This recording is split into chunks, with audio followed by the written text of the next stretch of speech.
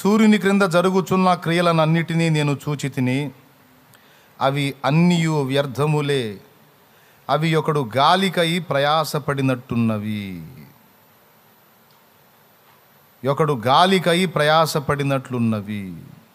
చిన్న మాట ప్రార్థన చేసుకుందాం. ప్రేమ కలిగిన మా మహాపరిశుద్ధ తండ్రి, ఘనుడవగు దేవా, నీకు స్తోత్రము. చదవబడిన వాక్య భాగంలో నుండి మాతో మాట్లాడండి. ఉపదేశమును అడ్డగింప చూసే సైతాను, దురాత్మ, దయ్యపు అంధకార శక్తుల ప్రభావం యేసు నామములో బంధిస్తున్నాం. పూర్తిగా మీ బలహీన దాసుని మీ రెక్కచాటున దాచి మాతో అందరితో నీవే మాట్లాడుమని యేసు ప్రశస్త నామమున ప్రార్థించి జవాబు పొందామని నమ్మి నిన్ను స్తుతిస్తున్నాము తండ్రి. Amen, amen. ప్రభునందు ప్రియులారా, ఇక మీరు వేరే ఆలోచనలు వేటిలోకి పోనీయకుండా కాస్త మంచి మనస్సుతో ప్రశాంతంగా దేవుని మాటలు వినడానికి ప్రయత్నం చేయండి. ఇప్పుడు నేను చదివినటువంటి వచనం మీరు చాలాసార్లు చదివి ఉంటారు, చాలాసార్లు వినుంటారు. జ్ఞాని అని ప్రఖ్యాతిగాంచినటువంటి సొలొమోను, దేవుని దగ్గర నుండి జ్ఞానమునే వరముగా పొందినటువంటి సొలొమోను, ఒక మనిషి జీవితంలో ఏవేవి పొందగోరతాడో, ఏవేవి అనుభవించగోరతాడో వాటన్నిటిని అనుభవించాడు. ఆయనే అంటాడు, ఒకసారి మీరు చూడగలిగితే ప్రసంగి గ్రంథము 2వ అధ్యాయము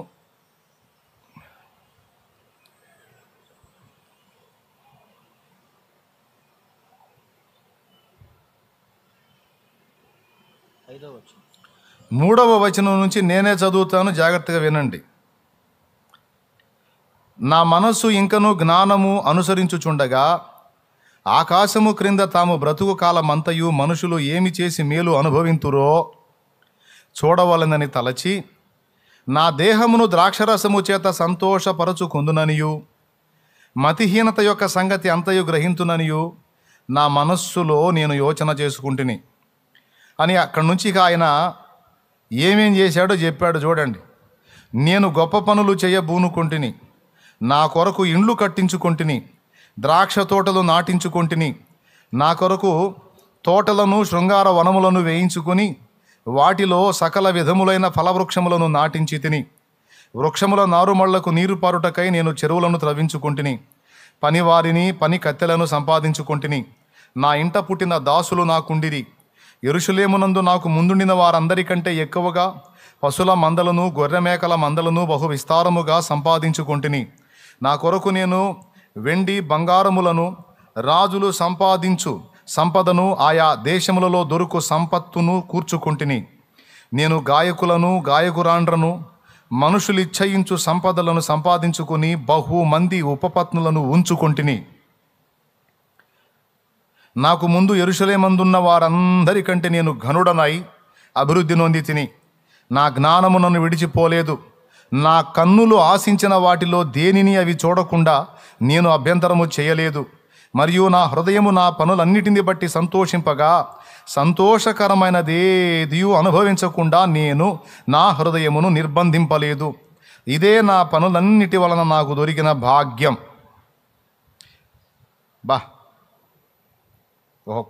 కొప్పైతే పెట్టాడు ఇక్కడ. అసలు ఇక నేను ఇది కావాలి, ఇది వద్దు అనేది లేదు.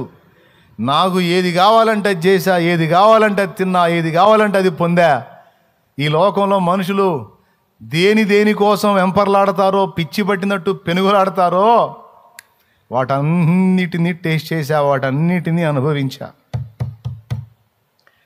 అబ్బా, మరి ఇన్నిటిని పొందావు కదా సొలొమోను, మరి ఇంతకీ మాకు ఏం చెప్పదలుచుకున్నావు అని మనం అడిగితే ఆయన ఇచ్చే సమాధానం చూడు. అప్పుడు నేను చేసిన పనులన్నీయు, వాటి కొరకై నేను పడిన ప్రయాస అంతయు నేను నిదానించి వివేచింపగా, అవన్నీయు వ్యర్థమైనవిగాను, ఒకడు గాలికి ప్రయాసపడినట్టుగాను అగుపడెను. సూర్యుని క్రింద లాభకరమైనది ఏదీ లేనట్టు నాకు కనబడెను అన్నాడు. దీన్ని బట్టి మీకేం అర్థమవుతుంది? ఏమయ్యా, ఇంత అనుభవాలు పొంది ఫలానా దానిలో కొంచెం మజా ఉంది, ఫలానాది పర్వాలేదు, ఫలానా దానికోసం ప్రాకులాడవచ్చు, ఫలానా దానికోసం మనం రిస్కులు చేయొచ్చు అని ఏదో మాకు సలహాలు చెప్తామని మేము ఎదురు చూస్తుంటే, నువ్వేంది నాయనా విచిత్రంగా మాట్లాడుతున్నావు? అవన్నీ వ్యర్థమైనవిగాను, మరియు ఒకడు గాలికై ప్రయాసపడినట్టుగాను నాకు కనబడుచున్నది అన్నాడు. ఇంత చేసి మొత్తం వ్యర్థం అంటున్నాడు ఆయన. గాలికై ఒకడు ప్రయాసపడ్డట్టుంది తప్ప ఏం లేదు అంటున్నాడు. అంటే ఏది కావాలంటే అది చేశాడు. చేసి అన్నిటినీ మళ్ళా నిదానించి వివేచించాడంట. కొంతమందికి ఈ తెలివి ఉండదు, చేసుకుంటానే పోతారు. కానీ నేను చేసేది ఎంతవరకు కరెక్టు, నేను నడిచేది ఎంతవరకు సరైన త్రోవ అన్న వివేచన అనేది కొంతమందికి ఉండదు. జీవితం అంతా చేసుకుంటానే పోతారు. చివరికి ఆ మరణ పడకలోకి వచ్చిన తర్వాత అప్పుడు వివేచించి ఫలితమేముంది? సొలొమోను కూడా సరుకు ఉన్నంతవరకు ఇవన్నీ చేసి సరుకు అయిపోయినాక వివేచించాడు.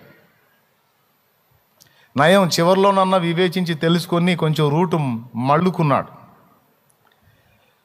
ఇక చాలా వరకు సొలొమోను మాటలు ఎట్లుంటాయంటే వ్యర్థం.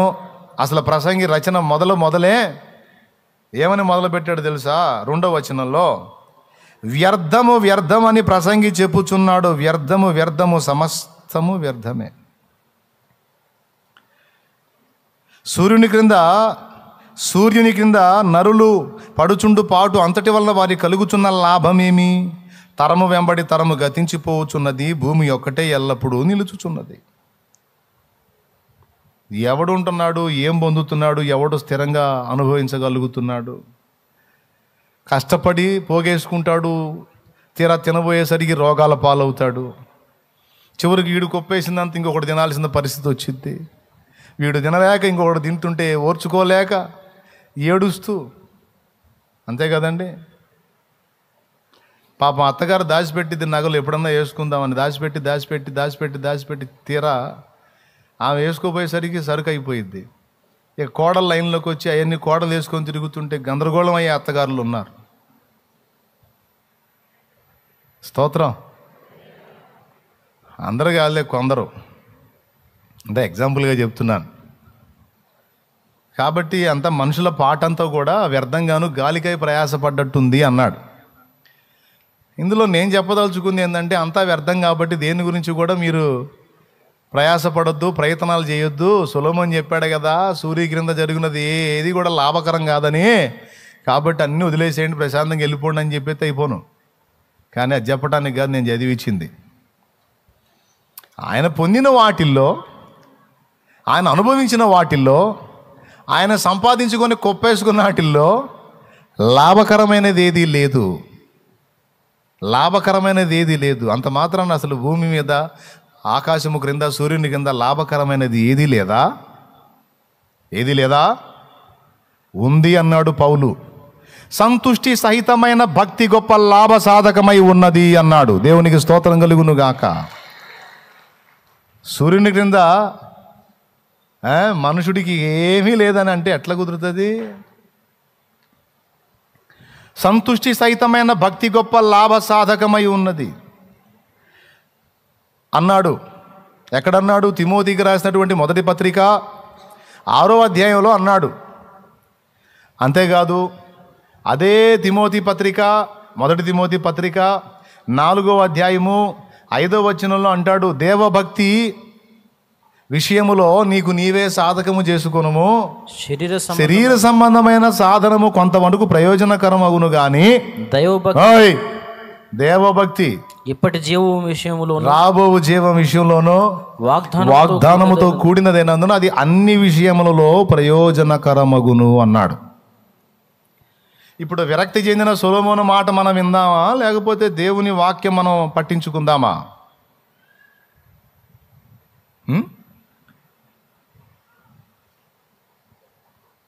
సింపుల్గా చెప్పేస్తా మీకు. దేవుణ్ణొక్కడిని పక్కన పెట్టి వినండి. దేవుణ్ణొక్కడిని పక్కన పెట్టి ఇక దేన్ని కొప్పేసుకున్నా సొలొమోను మాటే ఖాయం. మళ్ళీ చెప్తున్నా, దేవుణ్ణొక్కడిని పక్కన పెట్టి ఇక నువ్వు దేన్ని కొప్పేసుకున్నా, సొలొమోను చూడు, తోటలు నాటించుకున్నా, చెరువులు లభించా, పనోళ్ళు ఉన్నారు, వెండి బంగారాలు ఉన్నాయి, కావలసిన వస్తువులు దూరం నుంచి తెప్పించుకున్నా, చాలామంది ఉపపత్నుల్ని ఉంచుకున్నా. వయమ్మో, అసలు ఏమాత్రం అనుమానం లేకుండా చెబుతున్నాడు మహారాజు. ఉంచుకున్నాడంట, పెళ్లి కూడా చేసుకున్నాడంట. 700 మంది రాజకుమార్తెలైన భార్యలు ఉన్నారంట. మరి వాళ్ళెట్ట ఇచ్చారో ఏనెట్ట చేసుకున్నాడో నాకు అర్థం కాలే ఇంతవరకు. ఈగేం చేస్తారండి? అప్పట్లో నంబర్ 1, ప్రపంచమోతలో నంబర్ 1 ఎవరంటే రాజైన సొలొమోను. ఏమి లేదు, ఆయన భార్య మా అమ్మాయి అనిపించుకుంటే చాలని ఎగబడ్డారు రాజులు. అంత మేధావి, అంత జ్ఞాని, అంత ఐశ్వర్యాలతో తులతూగాడు. ఇంకెందుకు ఎవరు? 700 మంది రాజకుమార్తెలైన భార్యలు, 300 మంది ఉపపత్నులు, మొత్తం 1000 మంది భార్యలండి ఆయనకి. అధికారికంగా పత్నులైన వాళ్ళు, భార్యలైన వాళ్ళు, రాణులైన వాళ్ళు 700 మంది, అనధికారికంగా ఉపపత్నులుగా ఉన్నవాళ్ళు 300 మంది. చూడు అసలు ఎంతమందిని కొప్పేశాడో. తోటలంట, తిండంట, భోగాలంట, ద్రాక్షరసం అంట. ఈరోజు సీసా కోసం తపన పడతారు చాలామంది. ఫుల్గా తాగి అది కూడా ఎంజాయ్ చేశాడంట. అందులో ఏముందో చూద్దామని. దేవునికి స్తోత్రం కలుగును గాక. మనుషుడు దేనిలో మజా ఉందని పరిగెత్తుతున్నాడో దాన్ని మొత్తాన్ని చూశాడంట. విషయం ఏంటంటే, రాజ్యము వాళ్ళ నాన్న ద్వారా సొలొమోనుకు వచ్చింది. అకాయ్ వింటున్నావా? స్తోత్రం చెప్పు అకాయ్, చెప్పు, గట్టి చెప్పు అన్నయ్య, నువ్వు కూడా చెప్పు. ఒకళ్ళు చూడండి, సరిగ్గా చూడండి, సిగ్గుపాడు. ఒకటి పెళ్లి చూపుల్లో చూడవేకండి. ఆడవాళ్ళేగా, ఆడవాళ్ళకి వెళ్ళి చూడండి కొద్దిగా. మీరు కూడా చూడండి ఆయన, జాగ్రత్తగా వినాలి ఇది. అందుకని అబ్బో ఏం చేద్దాం, బోల్డ్ అంత కష్టపడి వస్తారు, దూరాల నుంచి డబ్బులు అల్లా పెట్టుకొని పనులు మానుకొని వస్తారు. తీరా ఎక్కడికి వచ్చిన తర్వాత మరి ఆకలికి ఉపవాసుడిని నిద్ర వచ్చిద్దో నాకు తెలిసి. ఉపవాసుడిని నిద్ర రాదు. మరి అదేకంగా మరి నిలబెట్టి ఆరాధన చేపించి, మోకాళ్ళు లేపించి, ప్రార్థన చేపి, ఒళ్ళు అలిసి, స్తోత్రం నాయనాన్ని మరి అట్లా అవుతారని ఎందుకు ఎట్లా అవుతారో తెలియదు. మొత్తాన్ని చిన్న మత్తులోకి వెళ్తూ ఉంటారు. ఎక్కడన్నా ఒకళ్ళు తగులుతారు. నేను ఒక్కళ్ళు కళ్ళు మూసినా ఇక నాకు వీక్నెస్ అన్నమాట, ఇక బలహీనత వచ్చేస్తుంది. ఇక నాకు చెప్పబుద్ధి కాదు. మీకు దండం పెడతా. అందరికీ ఒక నమస్కారం, జాగ్రత్తగా వినండి. ఈ మధ్య అసలుగా మారు మనసు పోయింది, ఎక్కువసేపు చెప్పట్లా నేను. గుర్తించారో లేదో మరి మీరు, గమనించారో మీరు? ఈ మధ్య ఎక్కువసేపు చెప్పట్లా నేను. గంటలది మాట్లాడేవాడిని, ఇప్పుడు ఎక్కువసేపు మాట్లాడట్లా. ఈరోజు కూడా అంతే. కాబట్టి చెప్పే 4 ముక్కలు మీరు సరిగ్గా వినాలి. ఒక విలువైన సమాచారం ఇచ్చి ముగిస్తా. మంచిగా ఆరాధన చేసాం, పాటలు పాడాం, విజ్ఞాపనలు చేసాం. వాళ్ళు చేశారు, నేను కూడా తృప్తిగా ప్రార్థన చేశా, మీరు కూడా చేశారు. Total happy. ఇప్పుడు ఈ దేవుని మాటలు ముఖ్యం, వినండి జాగ్రత్తగా. సొలొమోనుకు రాజ్యం వాళ్ళ నాన్న నుండి వచ్చింది, కష్టపడే సంపాదించింది కాదు. వినాలి బాగా. సరే, రాజ్యం వచ్చిన తర్వాత వాళ్ళ నాన్న వెళ్తా చెప్పాడు, బాయ్ సొలొమోను, నా తర్వాత సింహాసనం నీకు అప్పగిస్తున్నాను రా. ఈ సింహాసనం నాకు మా అయ్యి ఇవ్వలా, మా తాతయ్య అంతకంటే ఇలా. ఈ సింహాసనాన్ని నాకు ఇచ్చిన వాడు సైన్యములకు అధిపతియగు యెహోవా. ఈ అధికారాన్ని, ఈ రాజదండాన్ని, ఈ ఘనతని, ఈ గొప్పని నాకు ఇచ్చిన వాడు నా దేవుడురా. నా పూర్వపు స్థితి గొర్రెలు కాసుకునేవాడిని. కుటుంబంలో గౌరవం లేదు నాకు, సభ్య సమాజంలో గౌరవం లేదు, ఫ్యామిలీలో అందరికంటే ఆఖరోడిని, చిన్నోడిని, అందరి పెత్తనం నా మీదే. బజార్లోకి వెళితే ఇంట్లో చిన్నోడిని, వీధిలో కూడా చిన్నోడినే, అందరి పనులు నాకే. రే దావీదు ఇట్రానా, నా తీసుకొనిరా, ఇది తీసుకొనిరా అని ఇంటోళ్లే కాదు బయటోళ్ళు కూడా. పొలానికి వెళితే జనాల తిట్లు నా మీదే. ఎండకెండి, వానకు తడిసి, వర్షాలు పడి, పిడుగులు పడుతుంటే గుహల్లో దాక్కున్న పరిస్థితి. ఒక ఇబ్బందికరమైన జీవితం రా, కఠినమైన శ్రమ అనుభవంలో నేను పెరిగాను. కానీ ఎలాంటి పరిస్థితుల్లో కూడా మా అమ్మ చెప్పింది నాకు, జీవము గల దేవుడు మన దేవుడు. ఏ పరిస్థితుల్లో ఉన్నా ఆ ఒక్కనిని నీ మనసులో నుండి తొలగనియొద్దయ్యా, నీ గురి ఆయన మీద నిలుపు. సర్వకాల సర్వావస్థల యందు ఆయన నీకు తోడై ఉండి నిన్ను ఆశీర్వదిస్తాడు. నీకు అన్ని విషయాల్లో కాపుదలగా ఉంటాడు. అంతేకాదు, నువ్వు ఆయన ఎదుట దీన మనస్కుడవై ఉండు, ఆయన నిన్ను అందరికంటే ఉన్నతంగా హెచ్చిస్తాడు అని మా అమ్మ చెప్పింది. మా అమ్మ పేరుకే అమ్మ, కానీ మా అమ్మ ఒక దైవజనురాలు. అమ్మ వినండి, దావీదు తన తల్లి గురించి తనకున్న అభిప్రాయం. మా అమ్మ ఒక పరిశుద్ధాత్మ సంబంధి, మా అమ్మ ఒక దైవజనురాలు, మా అమ్మ ఒక సేవకురాలు. ఆ సంగతి ఆమె కొడుగ్గా నాకే తెలుసు. సమాజానికి మా అమ్మ యెషయి భార్య. సమాజానికి మా అమ్మ 8 మంది పిల్లల తల్లి, ఆడపిల్లలుగాక. కానీ నాకు తెలుసురా మా అమ్మ ఎవరో. మా అమ్మ దైవజనురాలు, మా అమ్మ సేవకురాలు, మా అమ్మ హృదయం నిండా మన దేవుడైన యెహోవాను గూర్చిన ధ్యానమే.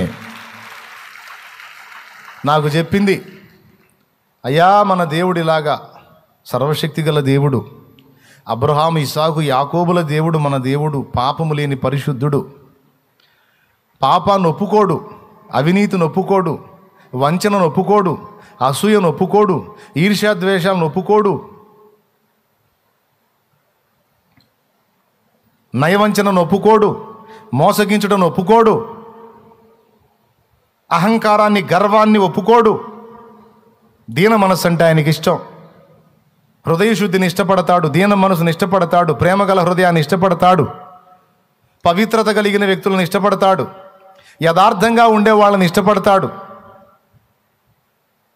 మన దేవుడికి ఇది ఇష్టం లేదు నాయనా. ఈ విషయాల్లో నువ్వు జాగ్రత్తగా ఉండి ప్రభువుని హత్తుకున్నట్లయితే అన్ని విషయాల్లో ఆయన నీకు తోడై ఉండి జయం ఇస్తాడు దావీదు అని నా తల్లి నాకు నేర్పితే, పచ్చిక బయళ్ళలో మందను తోలి నేను ఆయన ధ్యానంలోనే ఉన్నాను. అయితే నా దేవుడు నాకు తోడై ఉండి సింహం నోట నుంచి నన్ను కాపాడాడు, ఎలుగుబంటి నోట నుండి నన్ను కాపాడాడు, శత్రువుల చేతుల్లో నుండి నన్ను కాపాడాడు, గొలియాతు చేతి నుండి నన్ను కాపాడాడు. 6 మూరల జానెడు. వాడి దెబ్బకి సౌలు రాజే దడుచుకొని గుడారంలో కూర్చుంటే, పిల్లవాడిని నానా నేను బాలుణ్ణి, నేను వెళ్ళి నా దేవుని విషయమే రోషం కలిగి నిలబడితే నా దేవుడు నా చేతికి తోడై ఉండి ఆ శత్రువుని నా ఎదుట కూల్చి నాకు జయం ఇచ్చి ఇశ్రాయేలు సర్వ సమాజానికి జయం తెచ్చి ఆ ధన్యకరమైన అనుభవం గొర్రెలు కాసుకునే నాకు ఇచ్చాడు సొలొమోను. ఇదంతా నా దేవుని దయ, ఇదంతా నా దేవుని దానం, ఇదంతా ఆయన కృప. నా దేవుడు నాకు ఇంకొక వాగ్దానం చేశాడు. ఇంత చేసి నన్ను నిలబెట్టి ఒకరోజు నన్ను పిలిచి ఏమన్నాడో తెలుసా? నా దేవుడు, దావీదు నిన్నే కాదు నీకు పుట్టిన వారిని నేను ఆశీర్వదించునన్నాడు. నా కుమారుడా, నీకు పుట్టిన నీ సంతానాన్ని కూడా నేను ఆశీర్వదిస్తానన్నాడు నా కుమారుడా. అంతేకాదు శాశ్వతమైన కృపని ఎడల చూపుతున్నాను అన్నాడు నా కుమారుడా సొలొమోను. నా దేవుడు సామాన్యుడు కాదురా. నా దేవుడు అసమాన ధీరుడు. నేనేమన్నానో తెలుసా? దేవా, నా ప్రభువా యెహోవా, ఇక ఇదేమందును? ఇంతగా నన్ను హెచ్చించడానికి నేనే పాటి వాడను? ఇశ్రాయేలులో నా ఇల్లు ఏ పాటిది? నా ఎడల ఇంత దయను చూపుతున్నావే, అల్పుడునైనా నన్ను రాజును చేస్తివి, అంతటితో నా ఒక్కడితో ఆగకుండా నా బిడ్డ తరాన్ని నేను దీవిస్తానని మాట్లాడితే ఇక నేనేమందునని నా దేవునికి కృతజ్ఞతలు చెప్పానురా. అయ్యా, నిండు ముసలితనమందు నీవు మృతి పొందేదవు అన్న నా దేవుని వాగ్దానం ప్రకారం నిండు ముసలితనంలోకి వచ్చాను, వృద్ధాప్యంలోకి వచ్చాను. ఇక ఈ శరీరం నాకు సహకరించదు. లోకులందరూ పోవలసిన త్రోవను నేను వెళ్ళాలి, నా పితరుల యొద్దకు నేను తిరిగి ప్రయాణం అవుతున్నాను. అంటే ఏంటి? వెళ్ళిపోతున్నా. కాబట్టి ఇక సింహాసనము, అధికారము, రాజ్యము, అమాయకులైన ఈ ప్రజలు అంతా నీ వారు. నా దేవునికి ఇంత చేసిన నా దేవునికి ఒక మందిరం కట్టాలని ఆశించా. ఇంత చేశాడు నా ప్రభు. నా దేవునికి చరిత్రలో గుర్తుండిపోయే విధంగా ఒక చక్కని మందిరం కట్టాలని ఆశించా. కానీ అవకాశం నాకు ఇవ్వాల. నేను ఆ పనికి పూనుకొని అన్నీ సమకూర్చా. తీరా కట్టడానికి ఆలోచన చేస్తే ప్రవక్త ద్వారా కబురు పంపాడు, నీ చేతులు రక్తంతో తడిసినాయి కనుక నీ చేతులతో నా ఆలయం నువ్వు కట్టకూడదు, మందిరం కట్టకూడదు. నీలో నుండి నీ కుమారుడు వస్తాడు, వాని నుండి నా మందిరాన్ని కట్టిస్తాను, అందుకొరకు నువ్వు సరుకులు సమకూర్చమని ఆ పనిని నాకు అప్పగించాడు. మొత్తం రెడీ చేశా. నా కుమారుడా, నేను ఎలాగా నా ప్రభు ఎదుట భయభక్తులు కలిగి బ్రతికానో నీవు కూడా ఆయన యందు భయభక్తులు కలిగి నిలిచిన ఎడల నాకు తోడై ఉన్న దేవుడు, నాకు వాగ్దానం ఇచ్చిన దేవుడు నిశ్చయముగా నీకు తోడై ఉంటాడు. చిన్నవాడినని భయపడొద్దు నా కుమారుడా, నీకు కావలసిన జ్ఞానమంతా నా ప్రభు ఇస్తాడు. నువ్వు ఒక్క విషయంలో జాగ్రత్త పడురా. ఎంత అద్భుతమైన మాటో అది.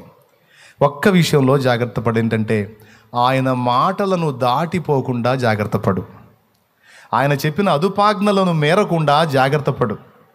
ఆయన ఆజ్ఞలను గైకొని ఆయన మాటలకు విలువిచ్చి మనం బతికితే ఎంత ఇష్టపడతాడో తెలుసా? మన కోసం ఎంతైనా చేస్తాడరా. నేను బాగా గుర్తించాను అది.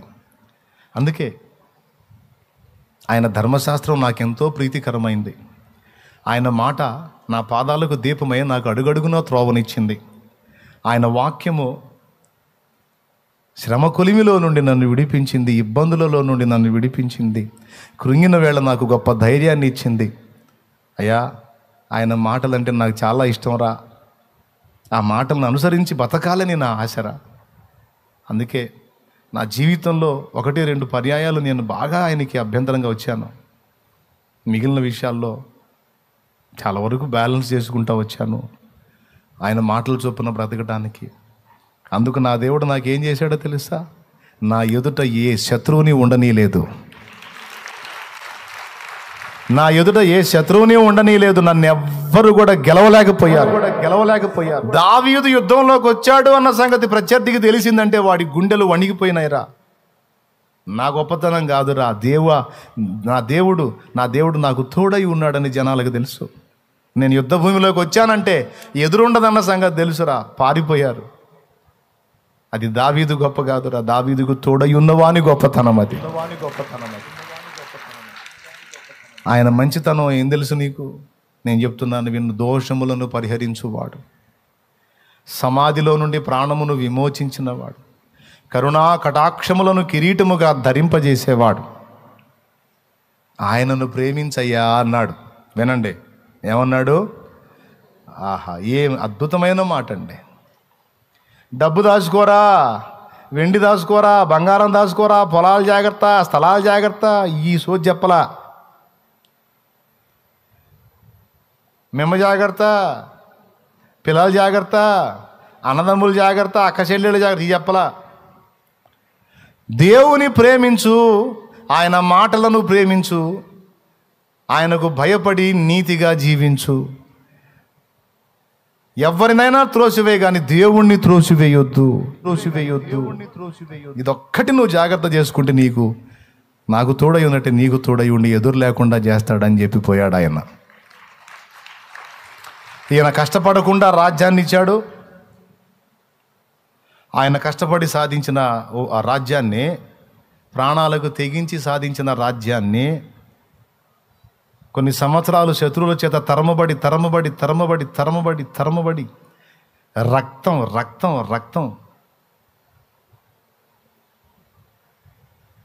రక్తపు సొమ్ములాగా కొడుకు ఇచ్చాడు. ఇది నా రక్తం రా,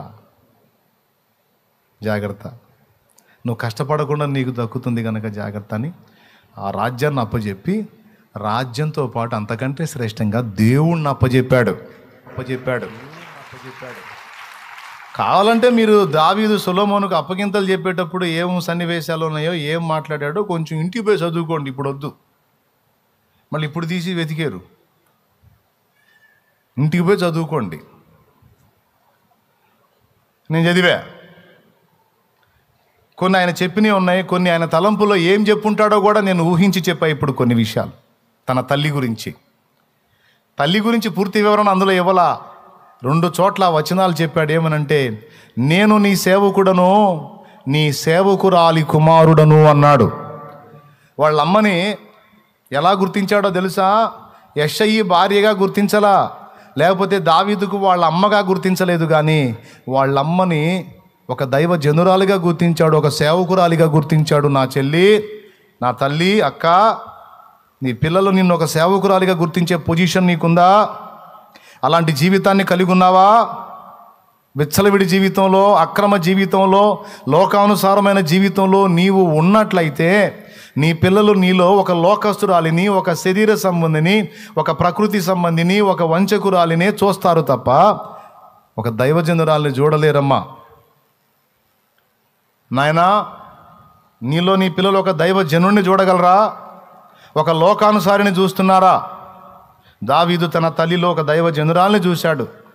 నాయనా, నువ్వు భక్తిపరుడవే, నీ బిడ్డలు నిన్ను గమనిస్తారు, నువ్వు ఒక దేవుని మనిషిగానే వారికి కనబడాలి, మర్చిపోవద్దు.